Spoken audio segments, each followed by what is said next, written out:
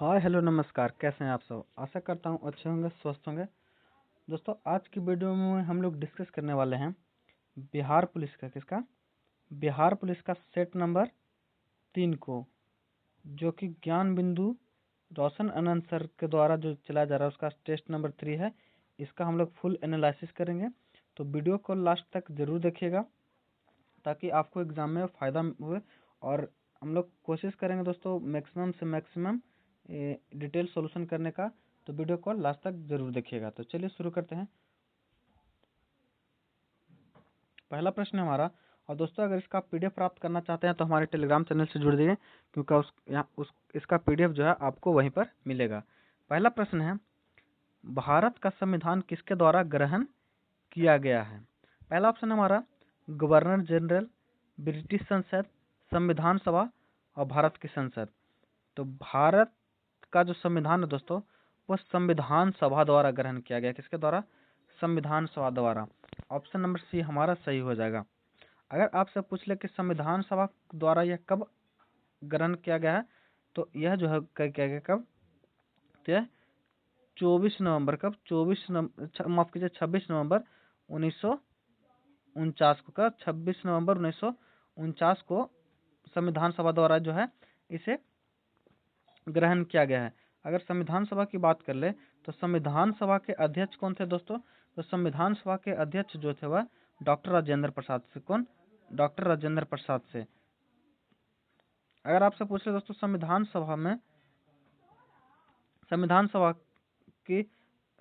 सभा में कितनी समितियां थी, तो संविधान सभा में दोस्तों बहुत सारी समितियां थी, जिसमें आठ बड़ी और 7 छोटी समितियां थी।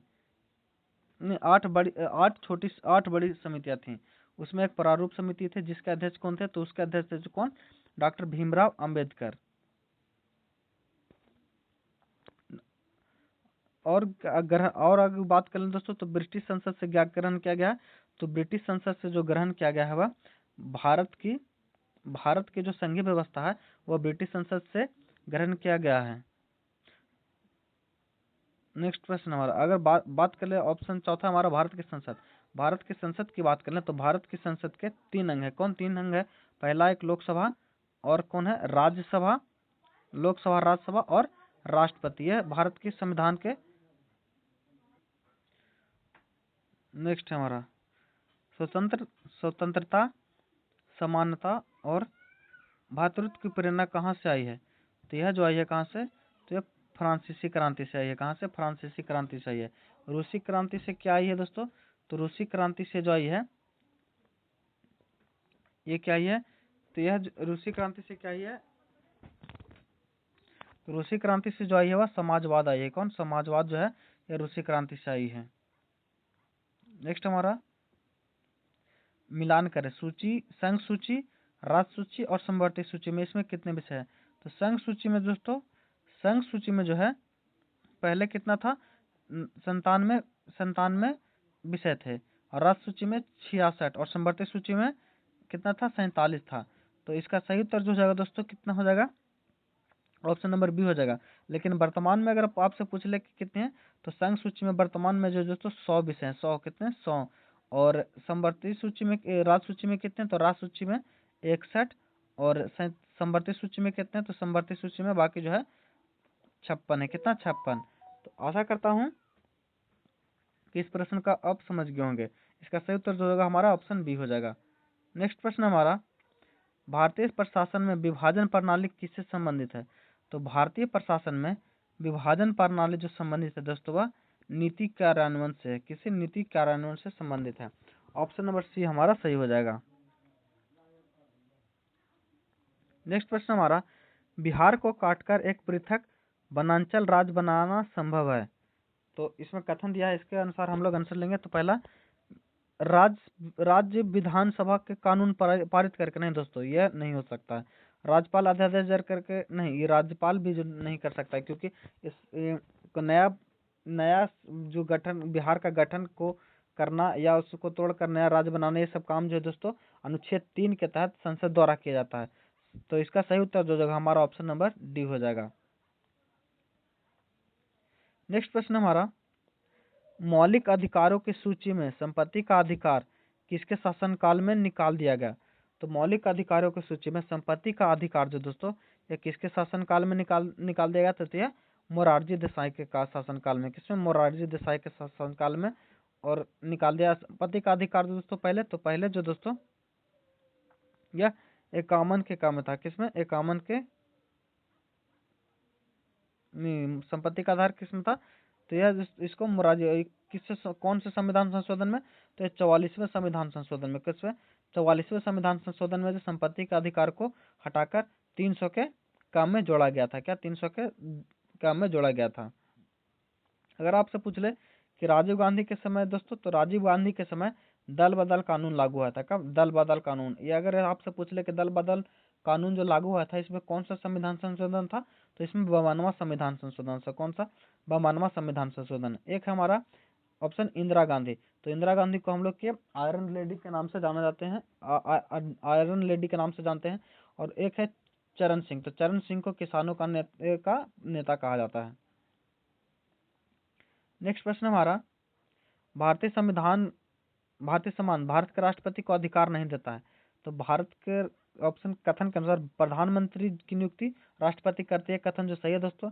राज्यों के मुख्यमंत्री की नियुक्ति राष्ट्रपति करते नहीं दोस्तों। यही हमारा जो उत्तर हो जाएगा हमारा ऑप्शन नंबर बी हो जाएगा, क्योंकि राज्यों के मुख्यमंत्री की नियुक्ति जो करते हैं वो राज्यपाल के द्वारा किया जाता है। क्या? राज्यपाल के द्वारा। ऑप्शन नंबर बी इसका सही उत्तर हो जाएगा। और अब बाकी आप जानते हैं कि राज्य बलों का सर्वोच्च कमांडर कौन होता है? तो राष्ट्रपति होता है। और आपातकालीन जो लागू करता है वो भी राष्ट्रपति ही करता है।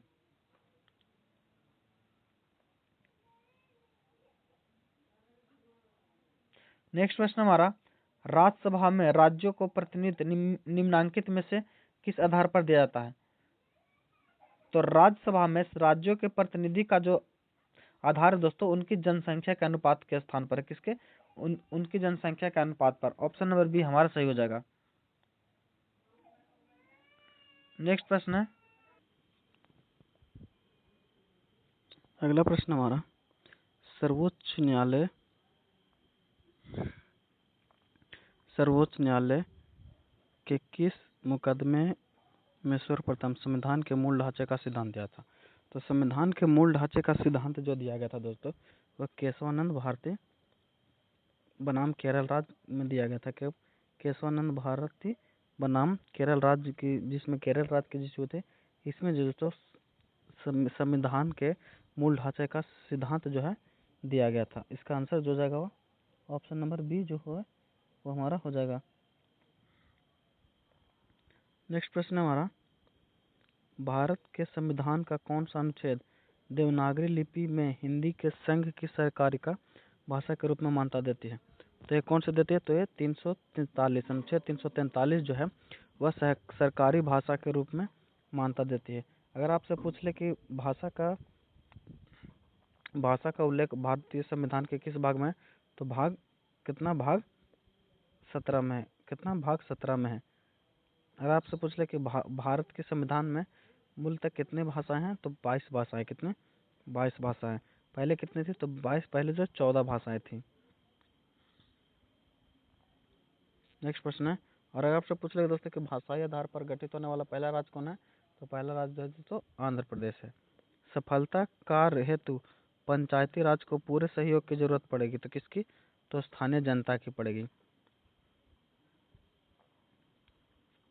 स्वतंत्र भारत के प्रथम विधि आयोग के अध्यक्ष कौन है? तो देखिए दोस्तों, प्रथम विधि आयोग के अध्यक्ष जो तो कौन थे? तो वो मैकाले थे। कौन? मैकाले थे। और प्रथम विधि आयोग का गठन कब हुआ था? तो जो 1833 में। कब? 1833 का अधिनियम आया था और 1834 में इसको जो है लागू किया गया था।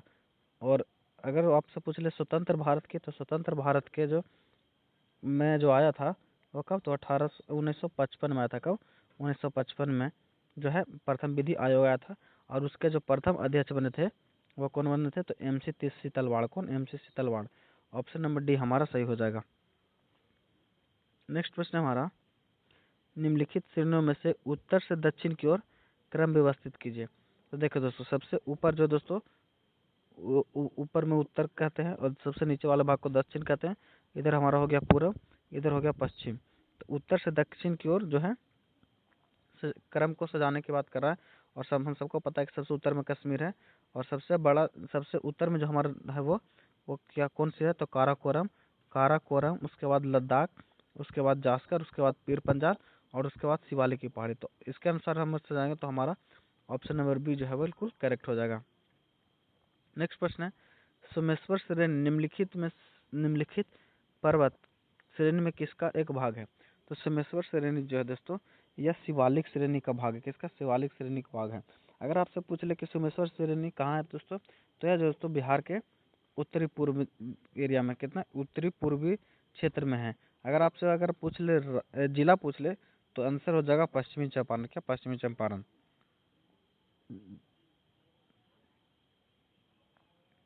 नेक्स्ट प्रश्न हमारा, उपयुक्त में से कोई नहीं, उपयुक्त में से एक से अधिक भारत के क्षेत्रीय तट से कितने समुद्र मील की दूरी की फैली हुई है। तो देखिए दोस्तों, 12 समुद्री मील जो दोस्तों, इसे हम लोग क्या कहते हैं, क्षेत्रीय समुद्री तट। अगर आपसे पूछ ले कि संलग्न कितना होता है, तो संलग्न जो दोस्तों 24 समुद्री मील जो है संलग्न क्या आता है। और 200 मील जो दोस्तों, ये अनन्य क्षेत्र के अंतर्गत आता है। तो इसका सही उत्तर जो जाएगा हमारा सी हो जाएगा, 12 समुद्री मील। बोगोजोई बोगज कोई एक महत्वपूर्ण है इसलिए क्योंकि वहाँ जो अभिलेख प्राप्त हुए हैं उसमें वैदिक देवी एवं देवताओं का वर्णन मिलता है। यही जो हमारा सही हो जाएगा, ऑप्शन नंबर ए बिल्कुल करेक्ट है दोस्तों। और अगर आपसे पूछ ले कि बोगजोई कहाँ है दोस्तों, तो बोगजोई दोस्तों ये तुर्की में है। कहाँ? तुर्की में है। नेक्स्ट प्रश्न है, महाजनपद है और इसकी राजधानी को, तो मल की राजधानी कहाँ है दोस्तों?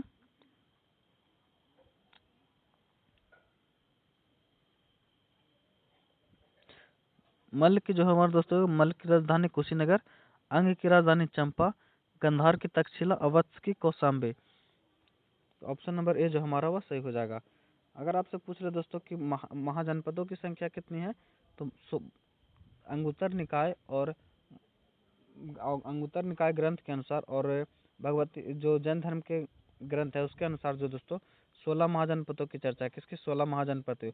उससे अगर आपसे पूछ ले कि बिहार में कितने महाजनपद थे, तो बिहार में महाजनपद की संख्या जो 3 थी।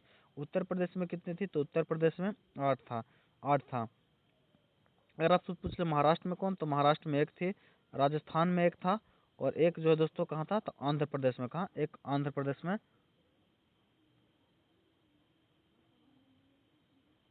और कहाँ था दोस्तों, और हमारा जो था एक दक्षिण में था। दक्षिण में एकमात्र जो था महाजनपद वो कौन सा, तो असमक का। असमक, उसकी राजधानी अगर आप आपसे पूछ ले तो उसकी राजधानी कहाँ थी, तो पोटली थी। कहाँ? पोटली। एक दोस्तों मध्य प्रदेश में था। क्या? एक हमारा मध्य प्रदेश में कौन थी, तो मध्य प्रदेश में अवंती था, जिसका राजधानी कहाँ है, तो उज्जैन था। भारत में अगर पूछ ले बिहार में अगर आप पूछ ले, बिहार में 3 कौन था, तो मगध, बज्जी संघ, और क्या था,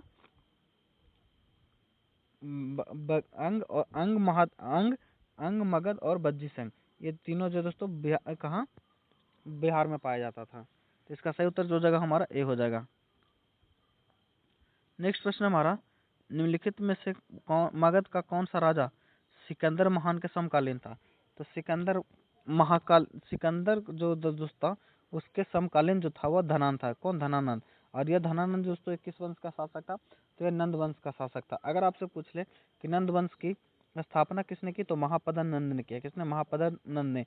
और नंद वंश की समाप्त करके चंद्रगुप्त मौर्य ने दोस्तों मौर्य वंश की स्थापना किया था मगध पर। अगर आपसे पूछ ले कि मौर्य वंश के जो संस्थापक चंद्रगुप्त मौर्य हैं उनके गुरु का नाम क्या था, तो उनके गुरु का नाम था चाणक्य विष्णुगुप्त। क्या? चाणक्य विष्णुगुप्त। अगर आपसे पूछ ले दोस्तों कि सिकंदर का घोड़ा का नाम क्या था, तो सिकंदर का घोड़ा का नाम बुके फेराल था। क्या? बुके फेराल घोड़ा का नाम था सिकंदर का। अगर आपसे पूछ ले कि सिकंदर की पत्नी का नाम क्या था, तो सिकंदर की पत्नी का नाम रेक्सोना था। क्या? रेक्सोना। और सिकंदर के पिता का नाम क्या था, तो सिकंदर के पिता का नाम था जो दोस्तों वो फिलिप था। क्या? फिलिप। अगर आपसे पूछ ले सिकंदर कहाँ का शासक था, तो सिकंदर दोस्तों मकदूनिया का शासक था। क्या? मकदूनिया का शासक था। अगर आपसे पूछ ले कि सिकंदर की सेना ने किस नदी को पार करने से इनकार कर दिया था, तो ब्यास नदी को पार करने से इनकार कर दिया था। और इसके साथ जो दोस्तों सिकंदर का अगर आपसे पूछ ले कि थल सेनापति कौन था और जल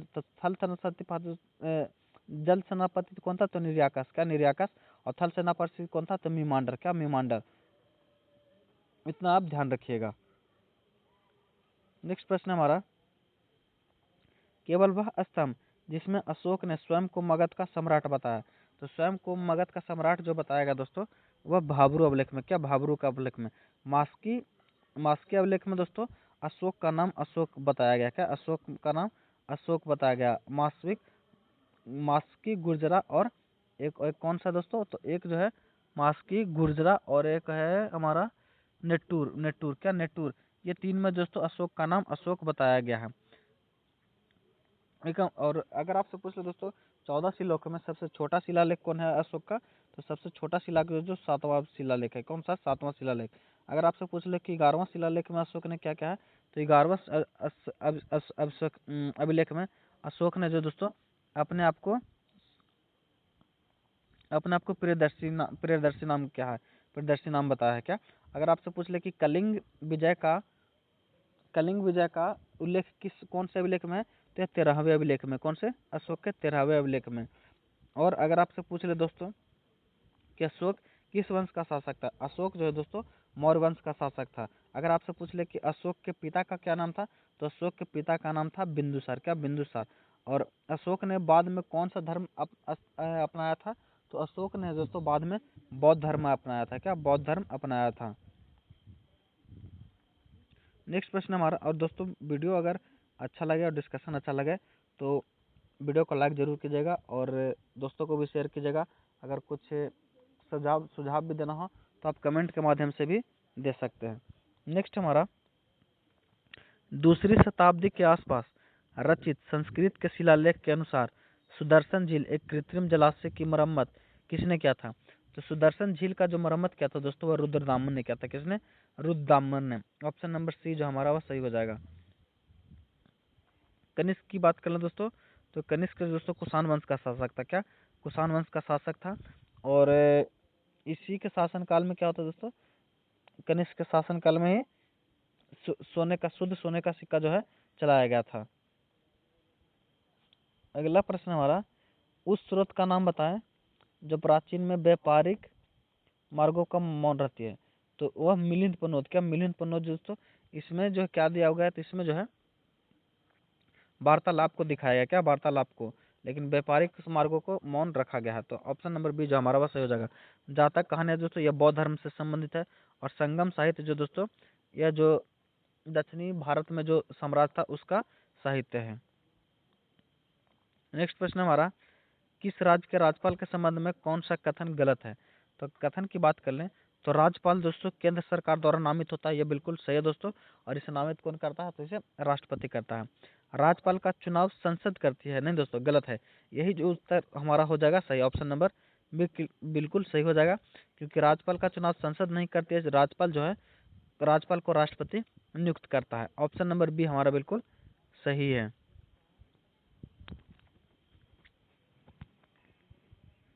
नेक्स्ट प्रश्न हमारा,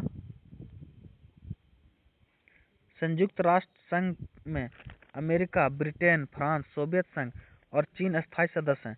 तो ये सब जो दोस्तों स्थायी सदस्य हैं किसके, तो यूएनएससी के, यूनाइटेड नेशंस सिक्योरिटी काउंसिल के, यानी राष्ट्रीय सुरक्षा परिषद के। राष्ट्रीय सुरक्षा परिषद की बात कर लें तो इसमें कुल कितने देश के सदस्य हैं, तो कितने 15, जिसमें से दोस्तों 5 जो दोस्तों अस्थायी सदस्य हैं और 10 जो दोस्तों अस्थायी सदस्य हैं। उसमें जो एक हमारा एक भारत भी आता है। अगर आपसे पूछ ले कि अस्थायी सदस्य 5 कौन कौन से हैं, तो अमेरिका है, ब्रिटेन है, फ्रांस, सोवियत संघ और चीन जो दोस्तों यह स्थान है। अगर आपसे पूछ ले कि राष्ट्रीय सुरक्षा परिषद जो है ये किसका भाग है, तो ये यूएनओ का भाग है, क्या यूएनओ का भाग है। और इसकी स्थापना कब हुई दोस्तों, तो इसकी स्थापना जो है 1945 ईस्वी में, कब 1945 ईस्वी में हुई है। नेक्स्ट प्रश्न हमारा, वायुमंडल की वह परत जो पृथ्वी पर रेडियो प्रसारण के लिए उत्तरदायी है। तो देखो दोस्तों हम सबको पिछले वीडियो में भी डिस्कस किए थे कि वायुमंडल की जो परतें हैं दोस्तों वो 5 परत है, कौन 5 परत है। सबसे नीचे हमारा क्षुम मंडल, उसके बाद दोस्तों समताप मंडल, उसके बाद मध्य मंडल, उसके बाद आयन मंडल, उसके बाद जो है बहिर्मंडल। क्षोभ मंडल में क्या होता है, तो जितने भी मौसमी घटनाएं होती है वह सभी जो दोस्तों यह कौन सी, तो क्षोभ मंडल में। और जितने वर्षा बादल मौसमी जितनी भी घटनाएं होती है क्षोभ मंडल में होती है। समताप मंडल में क्या होता है दोस्तों, तो समताप मंडल में जो है हवाई जहाज को उड़ाया जाता है, क्या उड़ाया जाता है। और रेडियो प्रसारण का जो मंडल है दोस्तों वह कौन सा, तो आयन मंडल है। कौन, आयन मंडल। ऑप्शन नंबर इसका सी जो हमारा वह सही हो जाएगा। और मध्य मंडल की बात कर ले आपसे, तो मध्य मंडल दोस्तों सबसे ठंडा मंडल जो है, मतलब सबसे ठंडा लेयर जो है वो मध्य मंडल ही है। क्षोभ मंडल में हम सबने देखा कि मौसमी घटनाएं होती है। अगर आपसे पूछ ले कि ओजोन मंडल से क्या, तो ओजोन मंडल से दोस्तों पराबैंगनी किरणों को जो है परावर्तित करती है। और ओजोन मंडल जो ये समताप मंडल का ही भाग है, क्या समताप मंडल का ही हिस्सा है। नेक्स्ट प्रश्न हमारा, बोस्टन बंदरगाह पर 340 चाय के बक्से को समुद्र में फेंका गया, इस घटना को किस नाम से जाना जाता है, तो इस घटना को नाम से दोस्तों बोस्टन टी पार्टी के नाम से जाना जाता है। किसके, बोस्टन टी पार्टी के नाम से जाना जाता है। और बोस्टन टी पार्टी कब हुई थी दोस्तों, तो ये मतलब ये घटना कब हुई थी, तो ये 1773 ईस्वी में हुई थी। और कहाँ हुई थी, तो अमेरिका में हुई थी। कहाँ, अमेरिका में हुई थी।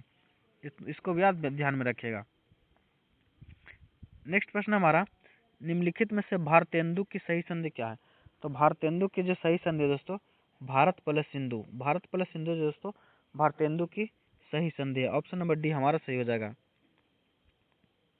नेक्स्ट प्रश्न है, किस वर्ण में हलंत का प्रयोग किया जाता है, तो हलंत का प्रयोग जो किया दोस्तों वर्ण को बिना स्वर्ग में प्रयोग करने के लिए किया जाता है। ऑप्शन नंबर डी हमारा सही हो जाएगा। और दोस्तों आप सभी का कितना नंबर आ रहा है कमेंट करके जरूर बताइएगा कि आप लोग कितना नंबर ज्ञान बिंदु के सेट में ला रहे हैं। नेक्स्ट प्रश्न है, choose the correct antonyms of honest. Honest means ईमानदार होता है दोस्तों, तो इसका करेक्ट एंटोनिम्स हो जाएगा डिसऑनेस्ट। ऑप्शन नंबर सी हमारा सही हो जाएगा। नेक्स्ट प्रश्न हमारा, पृथ्वी के केंद्र की ओर परतों का क्रमगत विन्यास क्या है, तो देखो ये हमारा पृथ्वी सबसे ऊपरी जो परत होती है क्या होती है, सियाल, उसके बाद होती है सीमा, उसके बाद नीफ है। तो ऑप्शन नंबर ए जो हमारा वह सही हो जाएगा। प्रतिवर्ती धारा में क्या होता है, तो प्रतिवर्ती धारा यानी एसी में दोस्तों धारा की दिशा और धारा का मान दोनों बदलते रहते हैं। ऑप्शन नंबर सी हमारा सही हो जाएगा।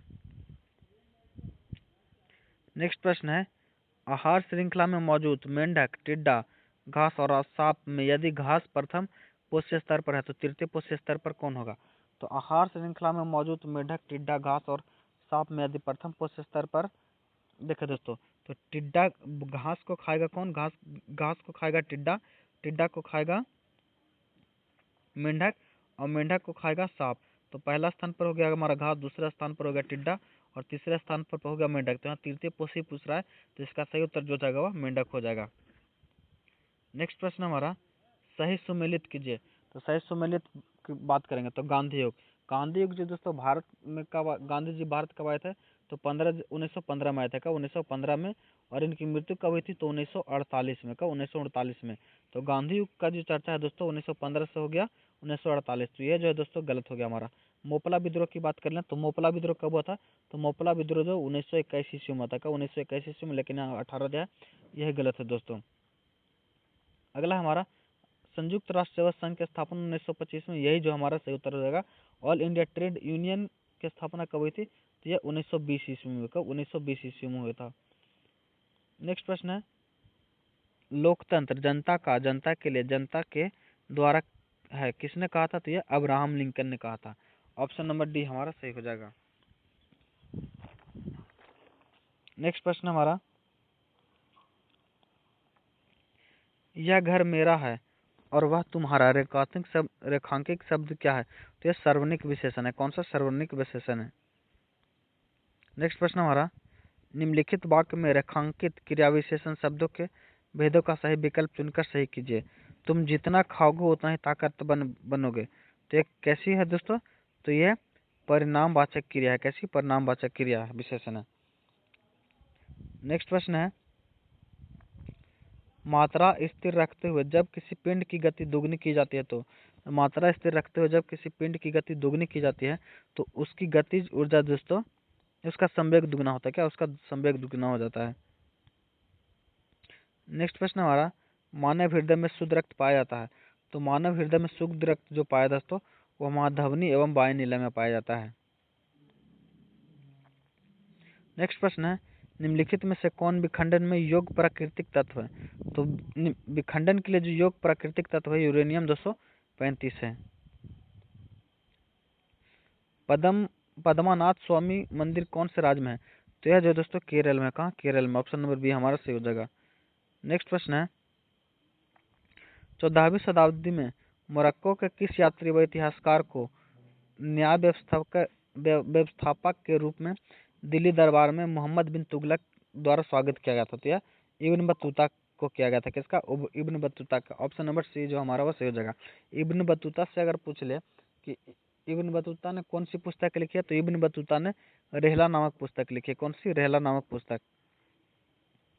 नेक्स्ट प्रश्न है, भारत में निम्नलिखित में से कौन सा प्रदेश झूम कृषि के लिए प्रसिद्ध है? तो झूम कृषि के लिए जो प्रसिद्ध है दोस्तों वह पूर्वोत्तर क्षेत्र। क्या? पूर्वोत्तर क्षेत्र। ऑप्शन नंबर डी हमारा सही हो जाएगा। अगर आपसे राज्य के बारे में स्पेशल पूछे तो उसका आंसर हो जाएगा मेघालय। नेक्स्ट प्रश्न हमारा, होम रूल लीग आंदोलन किसने प्रारंभ किया था? तो होम रूल लीग आंदोलन दोस्तों 1916 ईस्वी में एनी बेसेंट और बाल गंगाधर तिलक के द्वारा चलाया गया था। ऑप्शन नंबर डी जो हमारा वह सही हो जाएगा। एनी बेसेंट ने जो दोस्तों मद्रास के क्षेत्र में चलाया था और महाराष्ट्र के क्षेत्र में लोकमान्य तिलक ने चलाया था। विधानसभा के सदस्यों की सदस्यता भंग की जा सकती है यदि कब? तो यह वह उसकी भंग की जा सकती है, तो इसमें गलत चुनना है। तो उसकी आयु अगर 30 वर्ष हो तो उसमें नहीं किया जा सकता है। ऑप्शन नंबर डी हमारा सही हो जाएगा। बाकी अगर वह सरकार के किसी भी लाभ के पद पर हो तो उसे उसकी सदस्यता भंग की जा सकती है। वो मानसिक रूप से दिवालिया हो, मतलब विपक्षित हो, तब भी उसकी सदस्यता भंग की जा सकती है। दिवाली हो तब भी सदस्यता भंग की जा सकती है।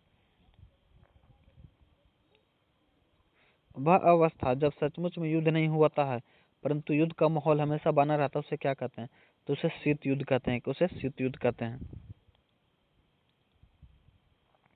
उपसर्गों के बारे में सत्य नहीं है। तो उपसर्गों के बारे में सत्य नहीं की बात करें तो उपशब्द के प्रारंभ में जोड़ते हैं। तो उपसर्ग जो दोस्तों प्रारंभ के में जुड़ते हैं, शब्द के अंत में जुड़ते हैं। तो यही जो हमारा सही उत्तर देगा। शब्द के अंत में जो जुड़ते हैं उसे प्रत्यय कहते हैं। क्या? प्रत्यय कहते हैं। और उपसर्ग लगने से अर्थ में परिवर्तन हो जाता है। ये सही है, ये भी सही है। इससे नया शब्द भी निर्मित होता है। यह भी सही है। तो आंसर जो हो जाएगा ऑप्शन नंबर बी हमारा सही हो जाएगा। श्वेत रक्त कणिका का मुख्य कार्य क्या है? तो श्वेत रक्त कणिका का मुख्य कार्य जो है दोस्तों संक्रमण से लड़ना है। क्या? संक्रमण से लड़ना। ऑप्शन नंबर बी हमारा सही हो जाएगा।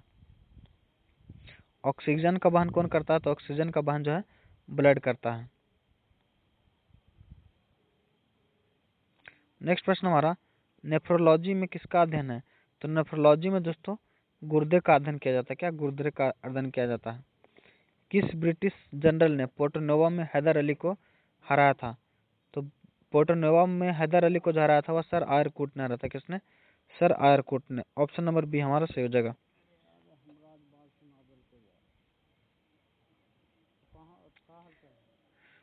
सिंधु सभ्यता के निम्नलिखित स्थानों में से किस में गोदी गार्ड? तो इसका जो सही उत्तर हो जाएगा दोस्तों यह क्या हो जाएगा? तो ये हमारा हो जाएगा लोथल का लोथल। लोथल से हमें क्या प्राप्त हुआ? तो डॉकयार्ड यानी गोदीवाड़ा का प्रमाण जो है वह लोथल से मिला है। कहाँ? लोथल से मिला है। अगर आपसे पूछ ले कि हड़प्पा सिंधु सभ्यता का सबसे पहला खोजा गया स्थल कौन सा है? तो हड़प्पा। और दूसरा सबसे बड़ा खोजा गया स्थल जो है मोहनजोदाड़ो है। एक कार और एक भारी ट्रक रास्ते पर समान गति से चलते हैं। ट्रक से तुलना की जाए तो कार धारण करेगी। तो कार जो है दोस्तों कम गतिज ऊर्जा धारण करेगी। क्या? क्या? कम गतिज ऊर्जा को धारण करेगी। ऑप्शन नंबर सी हमारा सही हो जाएगा। नेक्स्ट प्रश्न है, कौन सा वेद धार्मिक अनुष्ठानों की पद्धति का उल्लेख करता है? धार्मिक अनुष्ठान की पद्धति का उल्लेख जो करता है यजुर्वेद करता है। कौन? यजुर्वेद करता है। ऑप्शन नंबर सी हमारा सही हो जाएगा। अगर आपसे पूछ ले कि संगीत का वेद कौन है? तो सामवेद। और जादू टोना का वेद कौन है दोस्तों? तो वह अथर्ववेद है।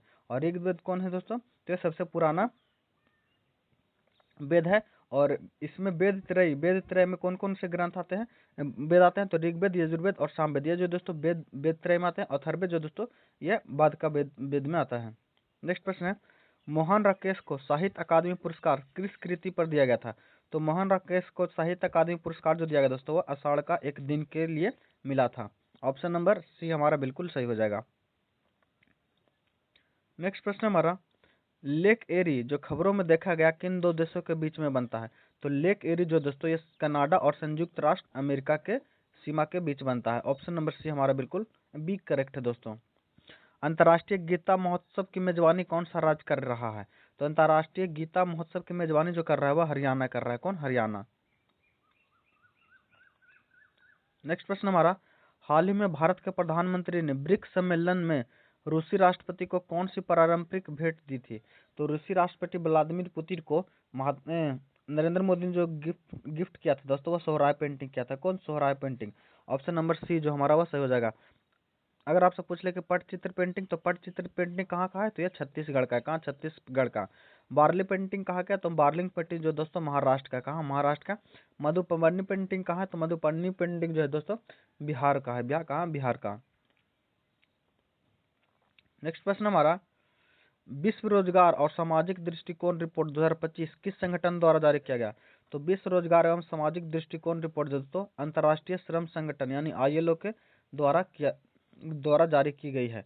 ऑप्शन नंबर ए हमारा सही हो जाएगा। अगर आपसे पूछ ले कि अंतर्राष्ट्रीय श्रम संगठन का स्थापना कब हुआ? तो 1919 ईस्वी में। कब? 1919 ईस्वी में। नेक्स्ट प्रश्न हमारा, कौन सा भारत के पहले टेक्सटाइल मशीन पार्क का घर बन गया है? तो वो बन गया दोस्तों कानपुर उत्तर प्रदेश। कौन? कानपुर उत्तर प्रदेश का कानपुर शहर। ऑप्शन नंबर सी हमारा सही हो जाएगा। अगर आपसे पूछ लो उत्तर भारत का मैनचेस्टर किसे कहा जाता है? तो उत्तर भारत का मैनचेस्टर भी जो है दोस्तों कानपुर को ही कहा जाता है।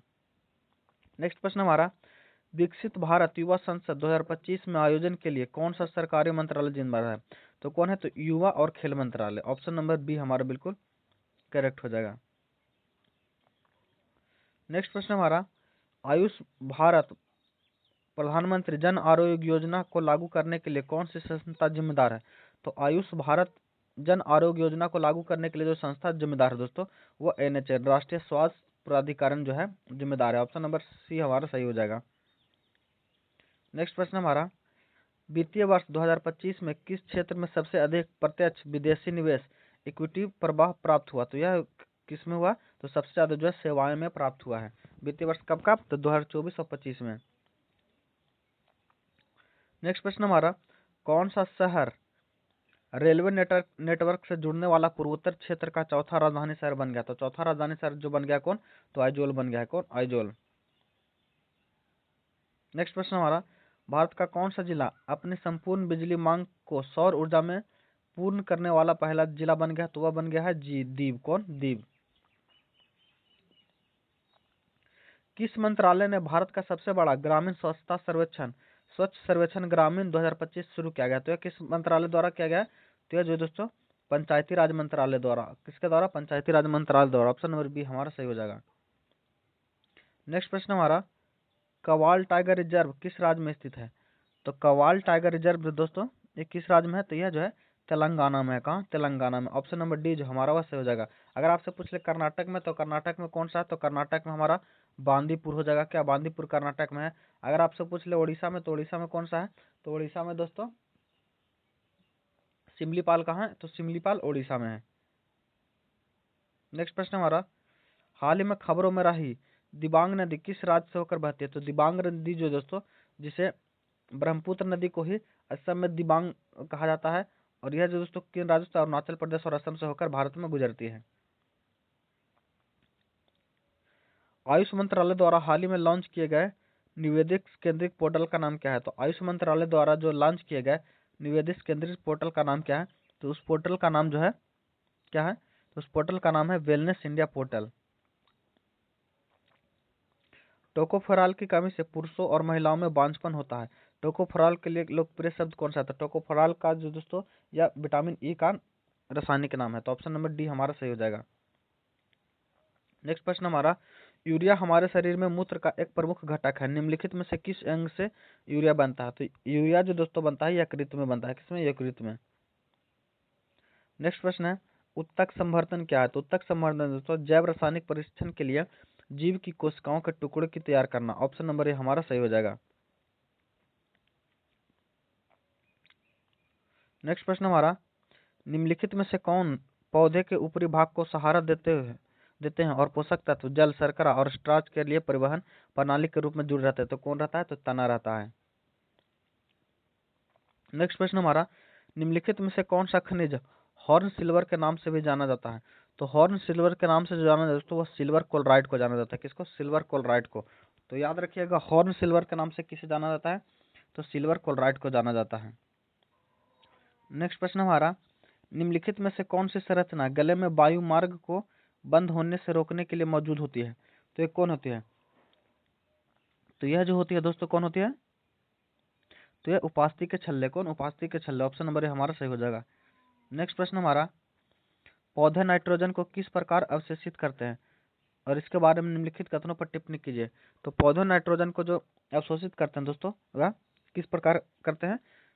तो पौधे नाइट्रोजन को अकार्बनिक नाइट्रोजन या नाइट्रेट के रूप में अवशोषित करते हैं। सही है। पौधे नाइट्रोजन को कार्बनिक यौगिक के रूप में ग्रहण करते हैं, भी कथन सही दोस्तों। पौधे नाइट्रोजन को सीधे वायुमंडल से ग्रहण करती है, कथन गलत है। तो हमारा एक ऑप्शन जो है वो सही हो जाएगा।